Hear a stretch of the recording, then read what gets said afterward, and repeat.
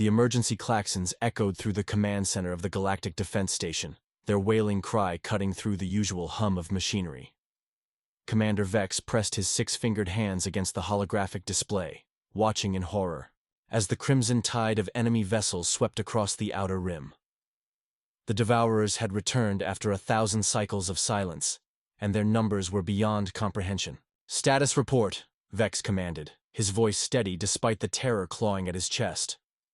Lieutenant Maya turned from her console, her human features pale with exhaustion. She had been monitoring the outer perimeter for 18 hours straight, watching as system after system fell dark. 12 sectors have gone silent, sir. The Devourers are consuming everything. Planets, stars, entire civilizations. At their current rate of expansion, they'll reach the core worlds within 47 days. The bridge fell silent except for the mechanical breathing of the Kelhari engineer and the soft clicking of the insectoid Thraxian communications officer. All eyes turned to the massive display showing the galaxy's spiral arms, now dotted with dead zones where once vibrant star systems had been. "What about the outer defense fleets?" Vex asked, though he already knew the answer. "Obliterated," Maya replied, her voice barely above a whisper. "The Devourers aren't just destroying our ships, they're learning from them, adapting. Every engagement makes them stronger." The weight of command had never felt heavier on Vex's shoulders. As the appointed guardian of this sector, he had sworn an oath to protect the millions of worlds under his jurisdiction. Yet now, faced with an enemy that had once nearly ended all life in the galaxy, he felt utterly powerless. "Sir," the Thraxian officer chittered, "we're receiving a priority transmission from Earth." Vex's head snapped up. Earth, the unlikely world that had produced the most remarkable warriors the galaxy had ever known. Humans, with their short lifespans and fragile bodies, had somehow become the backbone of the Galactic Defense Forces. Their courage in the face of impossible odds had become legendary. "Put it through," Vex ordered. The holographic display shifted, revealing the weathered face of Admiral Kane, the human leader of Earth's Defense Council. His gray hair was disheveled, and deep lines of worry etched his features. "Commander Vex," Kane began without preamble. "We've been monitoring the situation.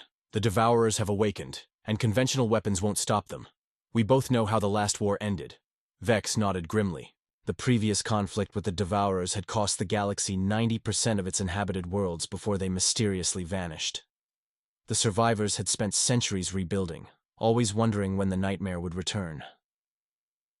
"There is another option," Kane continued, his voice dropping to barely audible levels. "Something we hoped would never be necessary. Earth has been guarding an ancient weapon, one that predates our entry into galactic society.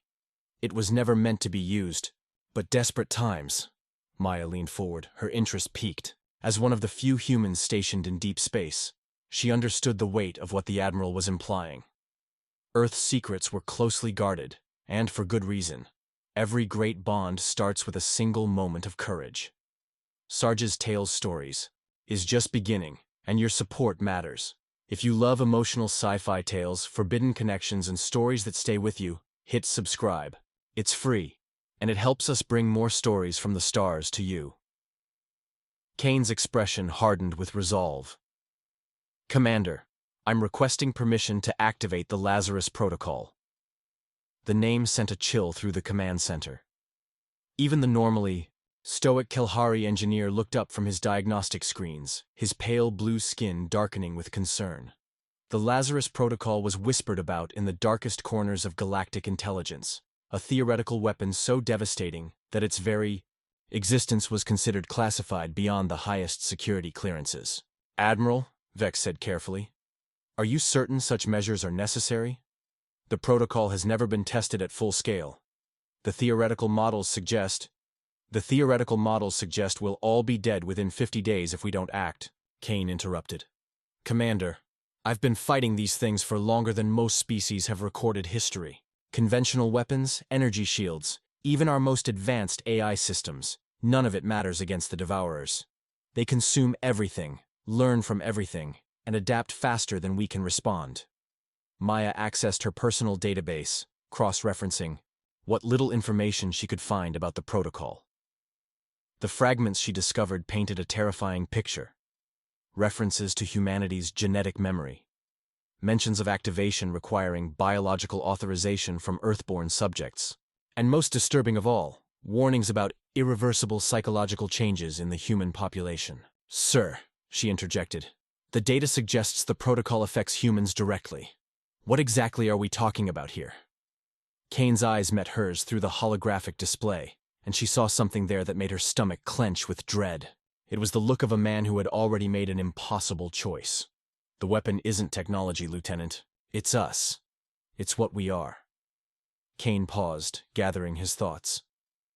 "When humanity first reached the stars, we were nothing special. Weak, short-lived, technologically inferior to every species we encountered. But we had something else. Something that evolution had carved into our very DNA over millions of years of survival on a hostile world." The Admiral activated his own display, showing genetic charts and brain scans that Maya had never seen before. The data was beyond classification. It was buried so deep that even she, with her high-level clearance, had no access to it. Every human carries dormant genetic sequences, what our scientists call warfare protocols. They're evolutionary remnants from our time as apex predators on Earth. Normally, these sequences remain inactive, suppressed by the same neural pathways that allow us to function in civilized society. But under extreme stress, when survival is threatened, they can be artificially triggered. Vex felt his blood chill. "You're talking about biological warfare against your own species." "Not against us," Kane corrected. "Through us. The Lazarus Protocol doesn't create weapons. It removes the biological safeguards that prevent humans from becoming weapons. It strips away conscience, empathy, fear, and moral restraint, leaving only the pure survival instinct that made us the most successful predators Earth ever produced." The implications hit Maya like a physical blow. She thought of her family back on Earth, her younger brother serving on the frontier colonies, the millions of humans scattered across the galaxy, who had no idea what their own government was considering. "The psychological changes," she whispered. "They're permanent, aren't they?" Kane nodded slowly. "Once activated, the protocol can't be reversed. Every human in the galaxy would be transformed into something else. We'd win against the Devourers, but at the cost of our humanity itself. That's why it was never meant to be used. That's why we've kept it secret for 3 centuries. The command center fell silent, except for the distant hum of life support systems. The weight of the decision hung in the air like a toxic cloud. "How long do we have to decide?" Vex asked finally. "The activation sequence requires authorization from 5 human colony worlds and the home system," Kane replied. "I'm requesting that you, as Sector Commander, provide emergency clearance for immediate implementation. The Devourers will reach the inner colonies within 46 days. After that, there won't be enough humans left to make the protocol effective." Vex stared at the holographic display long after Admiral Kane's transmission ended. The bridge remained silent, each crew member lost in their own thoughts about the impossible choice before them. The Lazarus Protocol represented everything the Galactic Alliance had fought against: the weaponization of an entire species, the deliberate abandonment of the principles that held their civilization together. "Sir," Maya said quietly, "I'm requesting permission to review the full protocol documentation." "Denied," Vex replied immediately. "The information is classified beyond your clearance level, Lieutenant. Beyond mine as well, if I'm being honest." Maya's jaw tightened. "With respect, sir, if this decision affects every human in the galaxy, don't we have a right to know what we're choosing?" Before Vex could respond, the Thraxian communications officer chittered urgently. "Commander, incoming transmission from the Outer Rim. It's Captain Ross from the merchant vessel Storm's End." The display flickered, revealing a human face streaked with blood and grime. Captain Ross's ship had been one of the last to escape the Devourer's initial assault, carrying refugees from the devastated outer colonies. "Commander Vex," Ross gasped, his voice breaking with exhaustion and terror. "They're not just consuming matter anymore. Well, God help us, they're learning to consume consciousness itself. The survivors we picked up from Kepler 7, they're empty shells. Their bodies are intact, but their minds are gone. Completely gone." Maya felt ice form in her veins. The reports had mentioned the Devourer's ability to adapt and learn, but this was something entirely new and infinitely more horrifying. "How many survivors did you rescue?" Vex asked. 237 souls when we left the system, Ross replied. "Now, 14. The rest just faded away over the past 3 days. They stopped eating, stopped speaking, stopped responding to any stimuli. They're breathing, but they're not there anymore." The implications were staggering. If the Devourers had evolved the ability to consume sentient consciousness, then no amount of conventional resistance would matter. They weren't just facing the destruction of worlds, they were facing the extinction of thought itself. "Captain, proceed to the nearest medical facility for quarantine and evaluation," Vex ordered. "We need to understand what we're dealing with." After the transmission ended, Maya turned to face her commander. "Sir, this changes everything. If the Devourers can consume consciousness remotely, then evacuation is pointless. Running is pointless. The only question left is whether we die as ourselves or die as something else." Vex activated his personal communication system, establishing a secure channel to the Galactic Council chambers. Within minutes, the holographic forms of the Alliance's 12 species leaders materialized around the bridge. The meeting was unprecedented.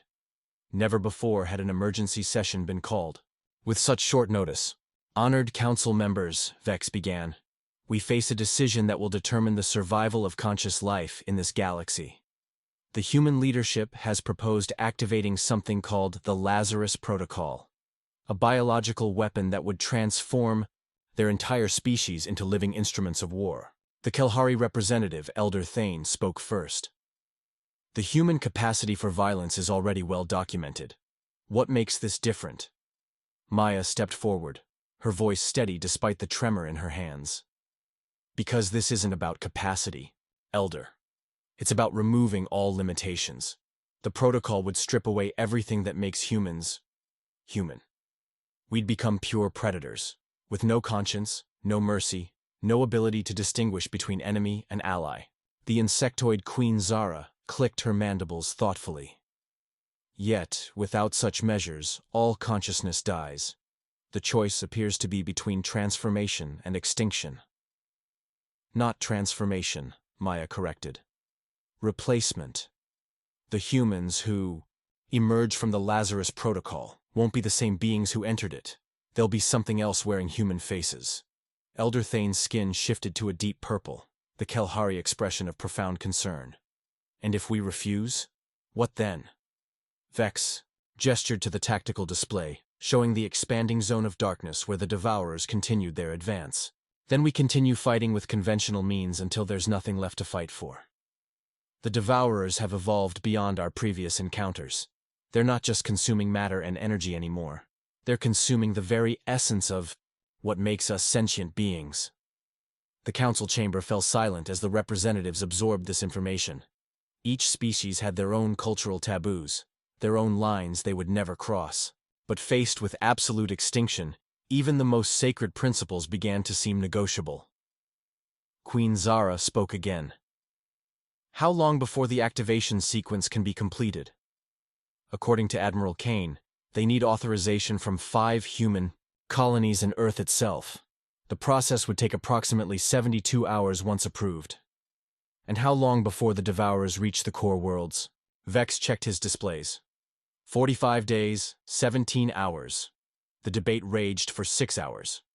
Representatives argued, pleaded, and threatened as the weight of the decision pressed down upon them.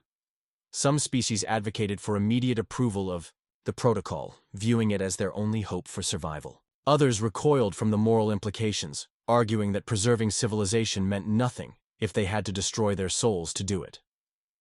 Maya remained on the bridge throughout the discussions, monitoring incoming reports from the Outer Rim. Each update painted a grimmer picture than the last. The Devourers weren't just advancing, they were accelerating, their consumption of matter and consciousness allowing them to grow exponentially stronger with each system they claimed. "Lieutenant," Vex called during a brief recess in the council session, "have you been able to contact your family on Earth?" Maya shook her head, her expression troubled. "All civilian communications have been restricted. Only military and government channels are operational. But sir, I've been thinking about what Admiral Kane said, about the genetic sequences being dormant in all humans. What about them? If the protocol affects every human simultaneously, that includes the 50,000 humans serving in deep space assignments across the galaxy, we'd be transformed too, wouldn't we? Maya's voice carried a note of dawning horror. We'd become weapons pointed at our own allies. The realization struck Vex like a physical blow. In their focus on the broader implications of the protocol, they had overlooked the immediate threat it posed to their own mixed-species crews. Human personnel served on ships and stations throughout Allied space. If they were suddenly transformed into apex predators with no moral constraints, the carnage would be immediate and devastating. "Get me Admiral Kane," Vex ordered. When the transmission connected, Kane's face appeared more haggard than before. Behind him, Maya could see frantic activity as Earth's military leadership prepared for the unthinkable. "Admiral, we need clarification on the protocol's effects. What happens to humans serving in Allied territory when the activation occurs?" Kane's expression darkened. "They'll be affected like everyone else, Commander. The genetic triggers don't discriminate based on location or loyalty. Within hours of activation, every human in the galaxy will be operating on pure survival instinct." "You're talking about creating 50,000 sleeper agents scattered throughout our space," Vex said, his voice tight with controlled anger. "You're asking us to approve our own destruction." "I'm asking you to choose between certain death and possible survival," Kane replied. "Yes, human personnel in Allied space will be transformed. Yes, they'll pose a temporary threat to their shipmates. But Commander, without the protocol, everyone dies anyway. At least this way, consciousness itself has a chance to survive somewhere in the galaxy." Maya stepped into the transmission range. "Admiral, there has to be another way. What if we evacuated human personnel to isolated areas before activation? What if we developed targeted suppressors for the genetic triggers?" Kane shook his head wearily. "Lieutenant, we've had 3 centuries to explore alternatives. The protocol is absolute. It has to be, or it won't work. Half measures and partial activations would leave humans in a liminal state, too damaged to function in society but not transformed enough to fight the Devourers effectively." The transmission flickered as another priority signal interrupted. Captain Ross's battered face appeared on a secondary channel, his eyes wide with fresh terror. "Commander, we've reached the medical facility at Station Omega. The quarantine, it didn't work. The consciousness drain is spreading. The medical staff, the station personnel, they're all starting to fade. It's not just proximity to the Devourers themselves. It's something they leave behind, some kind of psychic residue that continues consuming minds even after they've moved on." Vex felt the last of his hope crumble. If the Devourer's consciousness-consuming ability was persistent, spreading like a plague through infected areas, then conventional evacuation and resistance were truly impossible. The choice had narrowed to a single horrifying option. "Captain Ross, implement immediate evacuation protocols for all personnel at Station Omega. Establish a 10-light-year quarantine zone around the facility." "Already in progress, sir. But Commander, at the rate this is spreading, we estimate the psychic contamination will reach core worlds within 20 days, long before the Devourers themselves arrive." The bridge fell silent. 20 days. Not the 45 they had calculated based on the Devourer's physical advance, but 20 days before the creeping death of consciousness reached the heart of galactic civilization. Maya turned to Admiral Kane's image. "Admiral, how quickly can the protocol be activated if we give approval now?" "With emergency authorization from the Galactic Council, 18 hours for the genetic triggers to propagate through human neural networks. Full behavioral transformation within 36 hours of activation." Vex looked around the bridge at his mixed crew. Kelhari, Thraxian, human, and others working together as they had for decades. After the protocol, that cooperation would be impossible. The humans would see only threats to be eliminated, or resources to be consumed. "Admiral, one final question. Is there any theoretical possibility of reversing the protocol after the Devourers are defeated?" Kane was quiet for a long moment. "Commander, after 3 centuries of research, we've found no method of restoration. The transformed humans would retain their intelligence and memories, but their fundamental psychology would be permanently altered. They would be apex predators mimicking human behavior, not humans themselves. The Galactic Council reconvened an emergency session as reports of the consciousness plague continued to flood in from across the outer rim. Station after station went dark, not from physical destruction, but from the gradual fading of sentient minds. The Devourer's new weapon was more insidious than anyone had imagined. It didn't just kill, it erased the very possibility of thought from infected areas. Elder Thane was the first to speak when the session resumed. The Kelhari delegation has reached a consensus. While we find the human protocol morally repugnant, the alternative is the extinction of all consciousness in the galaxy. We support immediate activation. One by one, the other species representatives voiced their agreement. The mathematics were simple and brutal. Sacrifice one species' humanity to preserve the possibility of thought itself. Only Queen Zara abstained, her insectoid features unreadable as she processed the implications for her hive-minded people. The Thraxian collective requires additional information, she finally announced. If humans become apex predators with no moral constraints, what prevents them from consuming us after they finish with the Devourers? Maya had been dreading this question. She stepped forward, her voice steady despite the weight of what she was about to reveal. Your Majesty, the protocol doesn't just remove moral constraints. It removes the ability to form complex social bonds. Transformed humans won't be capable of organization beyond basic pack-hunting behaviors. They'll be too focused on immediate survival to pose a coordinated threat to established civilizations.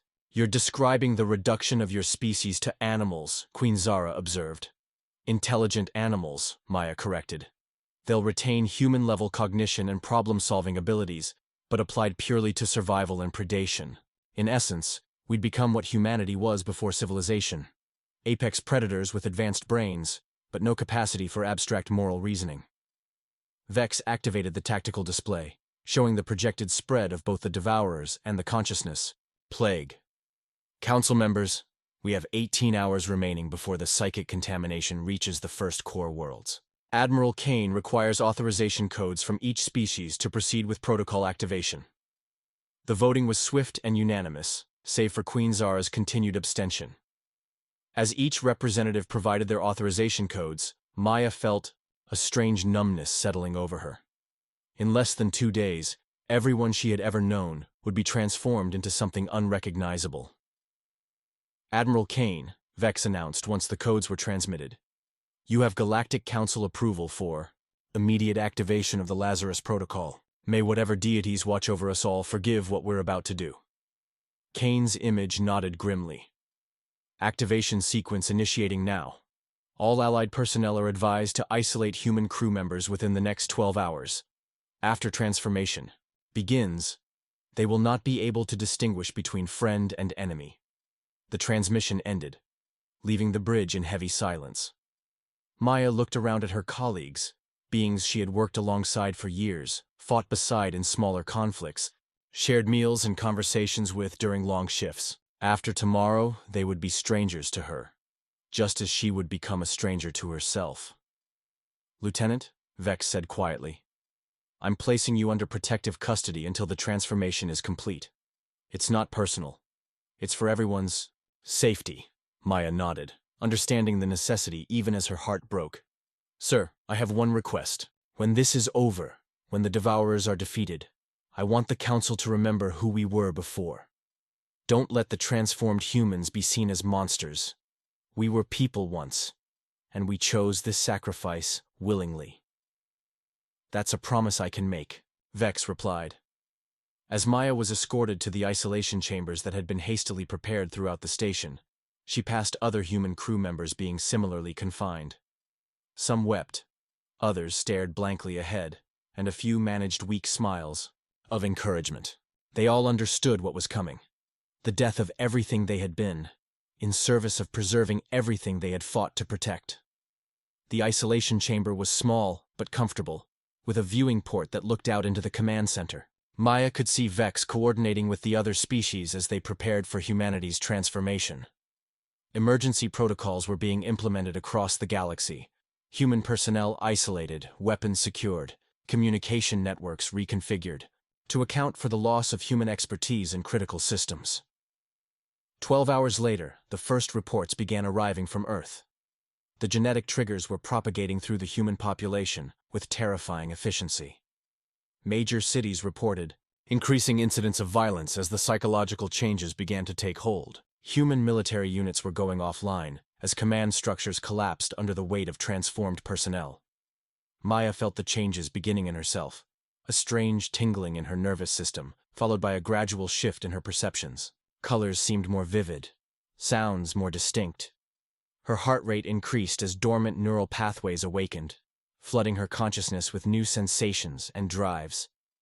The last thing she remembered clearly was looking through the viewport at Vex's concerned face as he monitored her transformation. She tried to mouth the words "thank you," but found her focus already shifting to more immediate concerns. The scent of the non-humans beyond the barrier, the sound of their breathing, the rhythm of their heartbeats. Humanity's greatest weapon was awakening, and with it, the hope that consciousness itself might survive what was coming. The transformation swept across human space like wildfire. Within 36 hours of activation, every human settlement from the core worlds to the furthest frontier colonies had gone silent. Not destroyed, silent. The lack of communication was almost more unsettling than screams would have been. Vex monitored the situation from the command center, watching as automated systems continued to function while their human operators underwent their metamorphosis. On the isolated observation decks throughout the station, transformed humans paced restlessly behind reinforced barriers, their movements predatory and economical. They no longer spoke, but their eyes tracked every movement with calculating precision. Maya had been among the first to complete her transformation. When Vex looked at her now, he saw intelligence behind those human features, but it was alien, in its focus and intensity. She had become something that wore Maya's face, but possessed none of her warmth or compassion. The being in the isolation chamber was a weapon in human form, nothing more. "Commander," the Thraxian communications officer chittered. "We're receiving a transmission from the Outer Rim. It's unusual." The display activated, showing a vista of devastation that had once been the mining colony of New Geneva. But instead of the empty wasteland the Devourers typically left behind, the surface teemed with movement. Hundreds of figures moved across the scarred landscape with purpose and coordination that seemed impossible for the mindless predators they had expected. "Focus on the individuals," Vex ordered. The image zoomed in, revealing faces that were unmistakably human, but changed in subtle ways. Their movements were fluid and efficient, their expressions focused and alert. They were constructing something, crude but effective weapons and fortifications that demonstrated clear tactical thinking. "They're organizing," Elder Thane observed, his blue skin shifting to a concerned purple. "The protocol was supposed to reduce humans to individual predators." "It did," Vex replied, studying the display. "But we underestimated human adaptability. Even stripped of complex emotions, they retain pack-hunting instincts. They're forming temporary alliances based on immediate survival needs." The scene on New Geneva was replicated across dozens of former human colonies. The transformed population had quickly adapted to their new psychological state, forming hunting groups and establishing primitive command structures based on demonstrated effectiveness rather than social bonds. They were no longer human in any meaningful sense, but they remained formidable. 3 days after activation, the first contact between transformed humans and Devourers occurred in the Sigma Centauri system. The battle was unlike anything the galaxy had ever witnessed. Where conventional forces had been systematically destroyed by the Devourers' adaptive technology, the transformed humans fought with a primal ferocity that seemed to confuse their enemy. The Devourers had evolved to counter organized military tactics, advanced weapons, and coordinated strategies. They had not adapted to face opponents who attacked with improvised weapons, ignored conventional battlefield logic, and showed no fear of death. The transformed humans fought like what they had become: apex predators defending their territory. "Status: Report from Sigma Centauri," the communications officer announced. Vex activated the tactical display, showing the aftermath of the engagement. The Devourer fleet had been forced to retreat, the first time in recorded history that they had withdrawn from a system they were attempting to consume. "Casualties?" Vex asked. 60% human losses. but the Devourers suffered significant damage to their primary vessels. More importantly, their consciousness-draining effect appears to be ineffective against the transformed humans. The implications were staggering. The protocol had not just created warriors, it had created warriors immune to the Devourer's most devastating weapon. The psychological simplification that had stripped away human empathy and moral reasoning had also eliminated the complex consciousness that the Devourers consumed. Over the following weeks, similar engagements occurred throughout the galaxy. The transformed humans fought with savage efficiency, turning captured Devourer technology against its creators and adapting their tactics.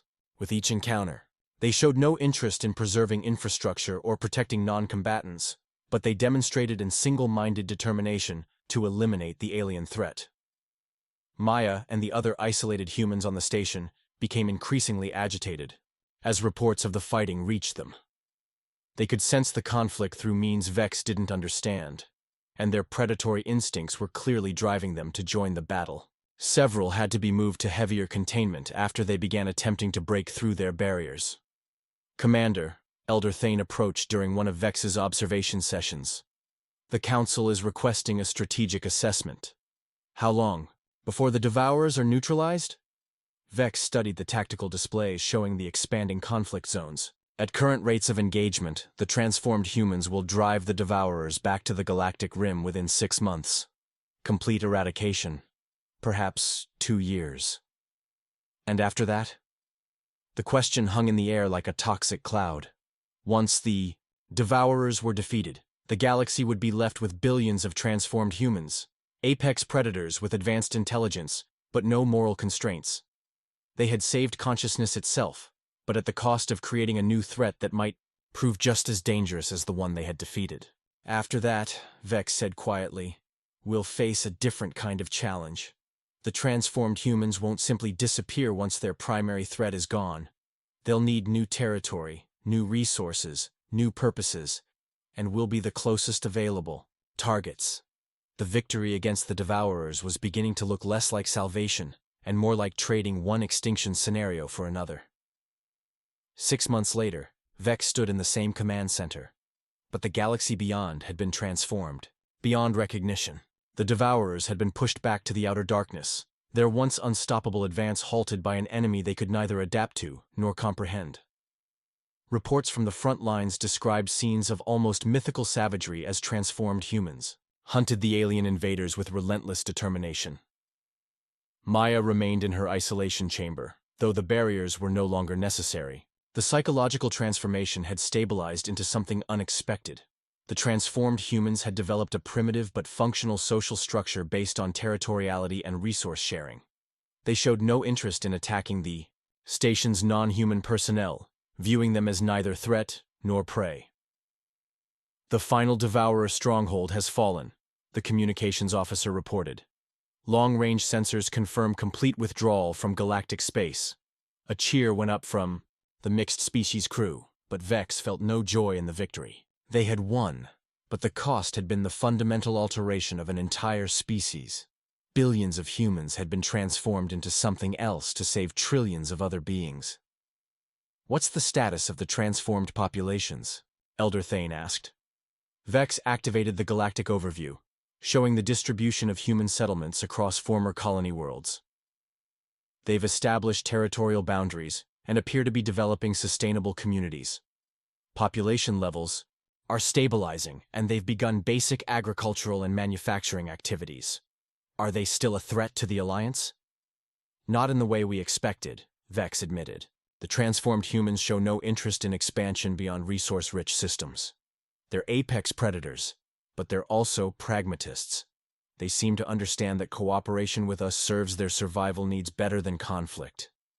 The truth was more complex than Vex was willing to admit in formal reports. The transformed humans had retained far more of their original intelligence than anyone had predicted. They could communicate when necessary, plan complex operations, and even demonstrate a crude form of diplomacy. They were not the mindless beasts the protocol was supposed to create. They were something entirely new. A soft chime indicated an incoming transmission from Earth. Admiral Kane's image appeared, but he looked nothing like the man who had requested activation of the protocol. 6 months earlier. His eyes held the same calculating intensity that Vex had learned to recognize in all the transformed humans. "Commander Vex," Kane said, his voice lacking any emotional inflection. "The territorial reorganization is complete. Human space has been consolidated into defensible sectors. We are prepared to discuss formal boundaries with the Alliance." The casual mention of territorial reorganization sent chills through Vex. Intelligence reports suggested that the transformed humans had restructured their entire civilization in the span of months, abandoning complex democratic institutions in favor of a brutally efficient system based on demonstrated competence and resource control. "Admiral, the Alliance Council would like to establish formal diplomatic relations. We're prepared to recognize human territorial claims in exchange for non-aggression agreements." Kane's expression didn't change. "Acceptable. We have no interest in expansion beyond our current resource requirements. However, we will require regular access to Alliance trade networks for essential materials." The negotiation that followed was unlike anything in galactic diplomatic history. The transformed humans showed no interest in ideology, cultural exchange, or abstract principles. They negotiated with the cold logic of apex predators, calculating resource needs and territorial requirements. There were no appeals to shared values or common cause, only the practical mathematics of mutual survival. After the transmission ended, Maya approached the barrier of her observation chamber for the first time in weeks. She looked directly at Vex, and for a moment, he thought he saw a flicker of recognition in her eyes. "Commander," she said, her voice flat but coherent. "We remember what we were. The memories remain, but they feel distant, like stories told about someone else. We know you made the right choice." Vex moved closer to the barrier. "Maya, is there anything left of who you used to be?" She considered the question with the same calculating expression he had seen in Kane. "The person you knew is gone, replaced by something that serves the same ultimate purpose through different means. We protected consciousness in the galaxy. The method of that protection has changed, but the result remains valid. Do you miss being human?" "Missing requires emotional attachment to past states," Maya replied. "We understand that our previous form was necessary for the current outcome. But we do not experience regret or nostalgia. We are what we needed to become." Over the following months, the transformed humans proved to be surprisingly reliable allies. They honored their territorial agreements, participated in limited trade relationships, and even provided military assistance when other threats emerged. But they remained fundamentally alien in their psychology, viewing all interactions through the lens of survival optimization. The galaxy had been saved, consciousness preserved, and a new equilibrium established. The price had been the voluntary extinction of humanity, as it had existed for millennia, replaced by something that wore human faces, but possessed entirely different souls. As Vex filed his final report on the Lazarus Protocol, he reflected on the choice they had made. They had faced the extinction of all conscious life, and had chosen instead to sacrifice one species' identity to preserve the possibility of thought itself. History would judge whether they had made the right decision. But history would be written by minds that existed only because of that sacrifice. The transformed humans had become Earth's oldest weapon, never meant to be activated but ultimately necessary for survival. In saving the galaxy, they had lost themselves, becoming guardians of a civilization they could no longer truly be part of. It was perhaps the most human sacrifice of all, the willing surrender of their own humanity to preserve something greater than themselves. The war was over. Consciousness had survived. And somewhere in the vast expanses of space, beings who had once been human continued their eternal watch, apex predators serving as reluctant shepherds of the light they had chosen to save rather than join.